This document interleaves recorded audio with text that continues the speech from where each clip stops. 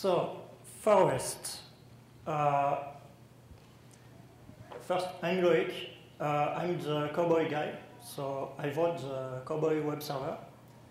You probably have heard of it by now. And I founded 99 a few months ago.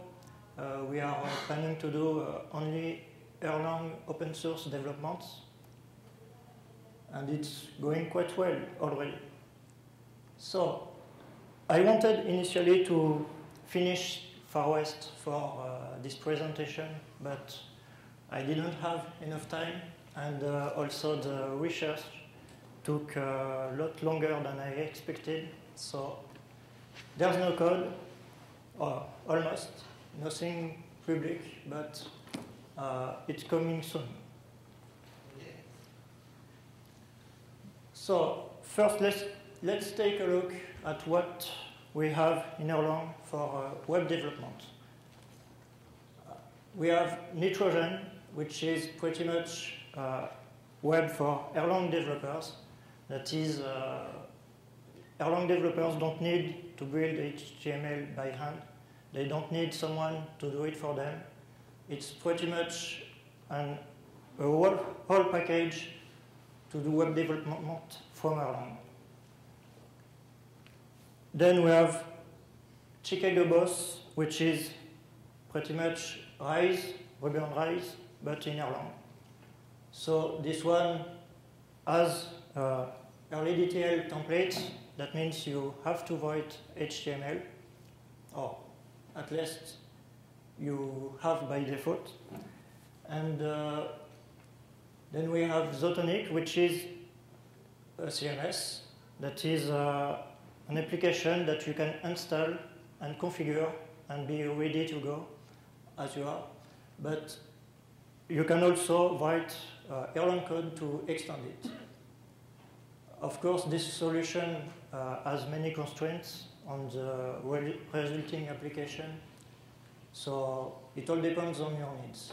And then the last solution, that is where Cowboy, my server, falls in, and also MochiWeb and Yoz. You can take the server as a basis and build your application from the ground up. Of course, it's a lot more work. So all of these solutions have one big problem. It's very simple. It's that Erlang developers suck at writing user interfaces. They're really good.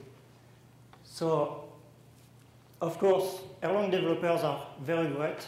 They write very good Erlang code, but when it comes to the time to build a user interface, it's a bit awful. And I won't take any examples. I think you all know how it's like. So, of course, there's a few solutions. You can write HTML from your Erlang code instead of by hand. It simplifies a bit the things for the Erlang developers, but that doesn't make the UI better. So I think Erlang developers should never write user interface code. It's not their job. For that, we have the front-end developers, which are pretty much the HTML and CSS guys. They know how to do it. They are usually assisted by a graphics guy. And all they need really is to write HTML, CSS, and JavaScript. So the problem with them is that they don't know Erlang. So you don't see a lot of front-end developers in the Erlang world. And that's a problem, because when you want to write a big web application, you need a front-end guy, at least one, maybe more. The client I work at currently has 3 of them. So if there's 3 of them and none of them know Erlang, and none of them will. they don't need Erlang for their work. They only need HTML, CSS, and JS. And that's important. So both Erlang developers and front-end developers have different concerns. And the important thing is that their work is completely separate. They have to talk to each other to establish a common communication ground, but the front-end guy doesn't care what the backend is, and that's important. Front-end guys can work with Erlang, but they have to have the process simplified so they don't have to know Erlang to work with it. So they need a common language, which is pretty much REST, which is already used by Erlang developers and front-end developers. Also, front-end developers don't use it as much yet, but the trend is growing. And if we do that, if we use REST as the common language, then both the Erlang side and the front-end side will only need to know the API, the REST API, to discuss. So they don't need to know it's Erlang behind. It can be anything. But they have to define this interface. So this is where Farwest comes in. Farwest is pretty much the same as before for Erlang developers. You have the Cowboy REST resources, which are pretty much the same as a web machine. And that's about it. That's the only thing they need to write and expose. They don't need to write any HTML, no JS, and I know you hate JS. And that's it. They should do as they always did. And then, so yeah, Farwest is pretty much done for front-end developers. What I want is to bring attention to Erlang by allowing people to make great-looking applications. And you can't do that easily today, so you have to appeal to the front-end people. And that's all it's about. So Farwest packs many features, and none of the features require any Erlang knowledge at all, except, of course, installing Erlang. That's the one thing they need to know, but that's all. Then, once they have Erlang installed, they can download a project template or write their own, and start the server, and that's about it. They can now develop using Farwest. And they won't need to restart the server or anything in the course of their development. So to do this, we simply recompile the code, including the client-side code, pretty much the same as MochiWeb's reloader, except it also works for client-side files. And at worst, they only need to refresh the page to view their changes. Of course, it's REST. It's the most important part. And because of this, we need to provide the front-end developer with many tools to write their JavaScript code, because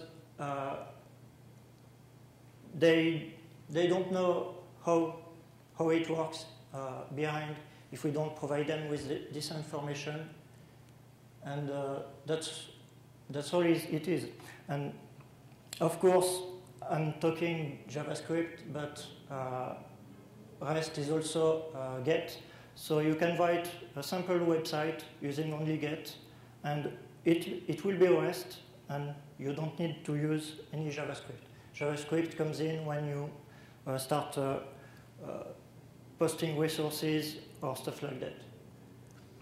So the first thing, the most important tool is to provide documentation of the REST resources the Erlang developers have written, and that can be generated because the Erlang developer will, of course, document their code, or at least I hope so, and we can take this documentation and, in addition to the exported interface, provide a pretty good documentation of each resources. So we can automatically generate a REST API.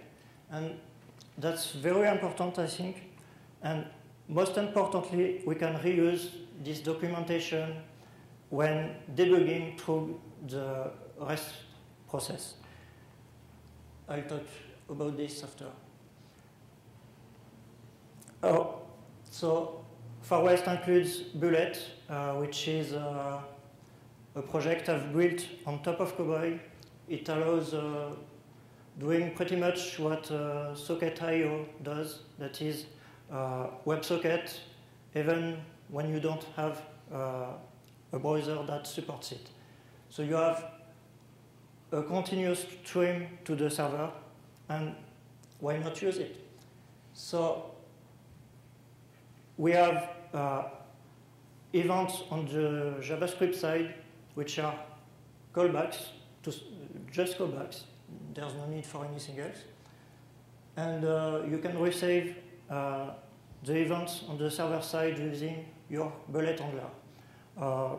You should probably go to GitHub to check the project. There's links later. It's very simple. And what's very good, however, is that you can do REST over a bullet connection. That is, you already have one stream to the server, so why not use it for HTTP calls? And that's what we are going to do. And that means the REST calls are going to be a lot more efficient, so we can do them. We can do a lot of them if we need.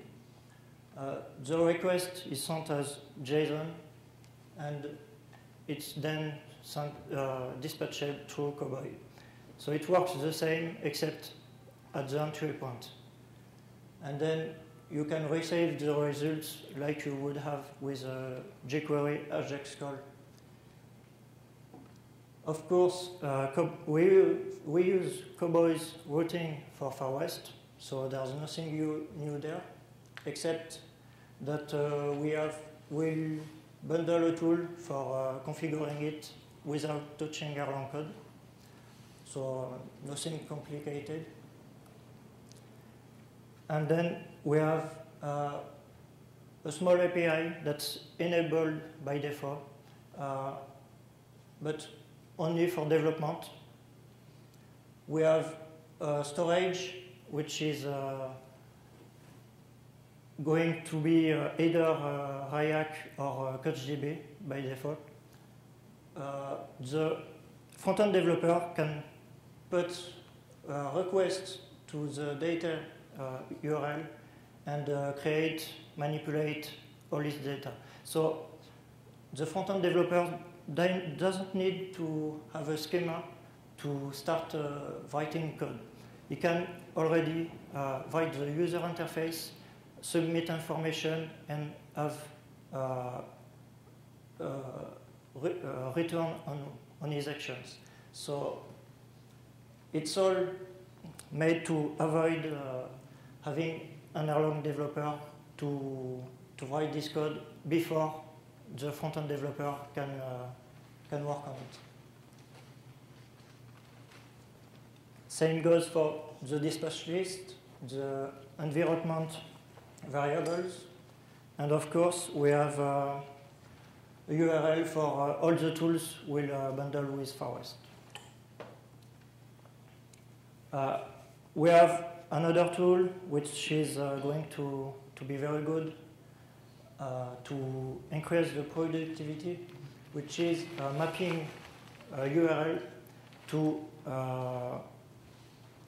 resources that simply receive data query in its configuration and return this data. So it's used to allow developers to start writing templates or code on the data before resources are done. It's just an interface to really configure an URL, configure what data queries this URL will trigger, using maybe get information, post information, and returning the result in the templates or through bullet. So this is, of course, not just for scaffolding. You can keep it. You can build features using these tools and then choose to keep the tools. Maybe some of the features you'll write don't need custom code, custom resources. So why not keep them? And of course, you'll be able to add a few hooks to add authentication and that sort of thing. And you can also use this. The best example is a wiki. A wiki is pretty much a page. You retrieve the data, you display it, and then you have a form to edit it. So you can do that using this mechanism. And I want to insist that you don't need any Erlang knowledge to do all this. And that means that front-end developers can use Erlang, even if they don't know it. And that's very important because they don't need to ask the Erlang developer any question. They don't need to ask him to set up a resource for their development. And maybe they don't even need an Erlang developer, which would be bad for you, but it's just for small applications, so it's okay. And of course, it's still Erlang, so we still have all the concurrency, the fault tolerance, and the distribution. But of course, and this one is important, we have front-end upgrades. So we're going to take the upgrade mechanism in OTP to upgrade the client side, that is the browser. And we can do this by pretty much writing the browser code like a gen server. So it would receive, it would be reloaded, receive a callback call and a code change callback call, and that's about it. And in the worst case, this code change call can simply reload the page. Of course, this one requires an Erlang developer to write the upgrade, the OTP upgrade. That's a given.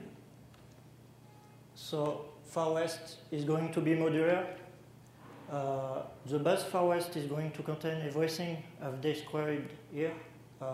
Maybe as plugin dependencies, I'm not sure yet. But it's going to have also a lot of plugins to, for example, have already written a wiki, blog, that kind of features. And the plugins are OTP applications. So those applications are going to simply register themselves with Farwest, and then you can use them as you want. They can contain also not just Erlang code, but assets, JavaScript, CSS, image, tools, anything. And of course, since they're OTP applications, you can use them to generate OTP release. And that's quite important because that's what you want to do when you put it in production.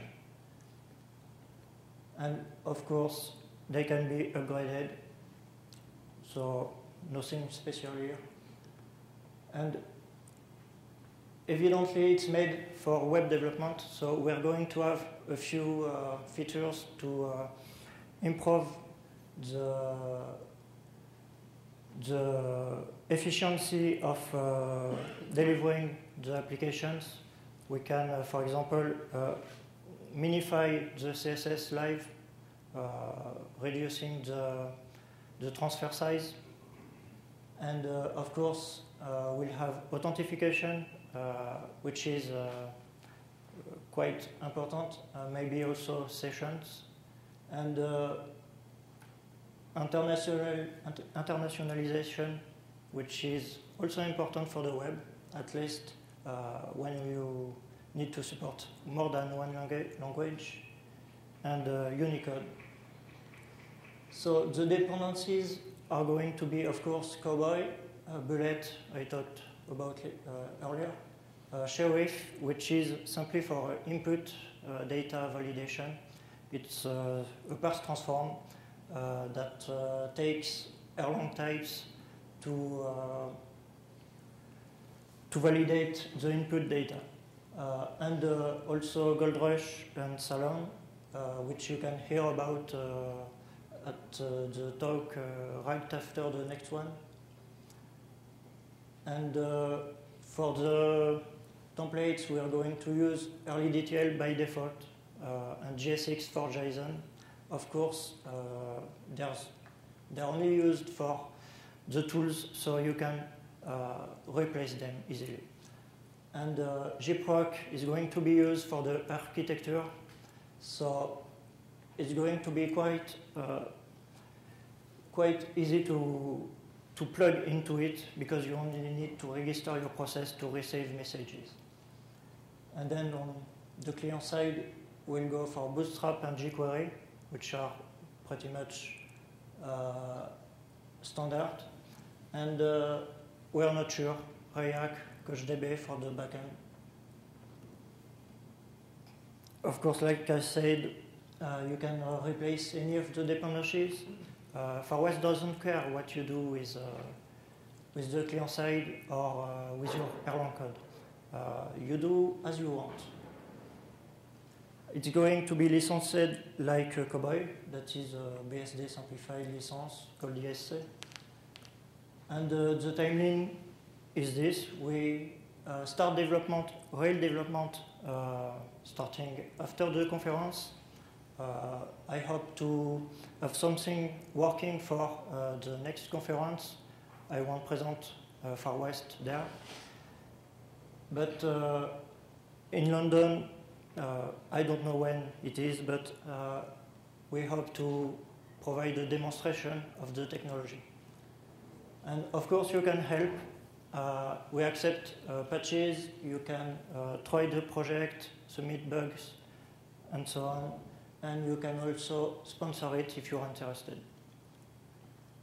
Here are the links. So the repository is currently empty. It's going to have a few commits starting next week.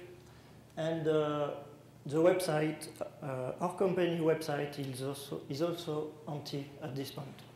It's all getting built. So, any questions?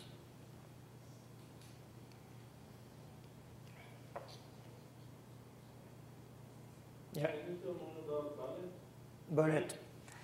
Yeah, it's simply trying to give a common interface for building a stream between the browser and the server. That means you have the same calls on the client side to do anything that is to make a stream. It will use behind the scene a WebSocket if it can, but otherwise it can fall back to long polling or any other. And server side, you also have a common interface, whichever transport you used, that is WebSocket, long polling, are all coming to the same handler. So it's transport agnostic, but not protocol agnostic? Yeah. Yeah. I'm a little unclear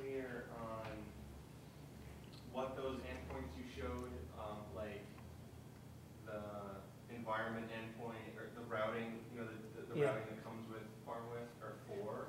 Yeah, it's for routing, for mapping URLs to resources. Right. But somebody has to create the resources at the back end. Yeah. You can't cut the Erlang developer completely out of the equation. Of course, but we don't. What we do is provide a special resources that will allow to handle the data it receives for most small cases. But of course, for more complicated applications, you do need an Erlang developer. So you're saying there will be basic stuff like I can store an object, or yeah. HTTP, I can retrieve that object. Yeah, that's it. Okay, and that'll get, so I'll have, so if I just want to store things and retrieve things, I won't need any Erlang development. Yeah. I'll be able to just start building. Okay, and you just have a place you throw static files on the server side as well. Well, you develop locally, so you put the files in the right folder, add the rules to the dispatch list if necessary, and that's about it.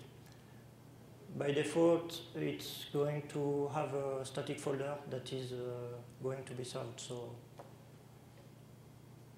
any other questions? Yeah.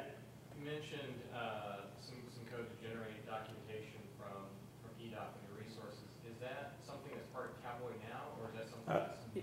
It's not part of Cowboy. It's not going to be. It's going to be part of probably a dependency of Farwest. It's not ready yet. There's just a very quick proof of concept. So it needs cleaning up, and I'll probably release it separately because it can be used with Cowboy without Farwest. Okay, thanks. Any other question? Thank you.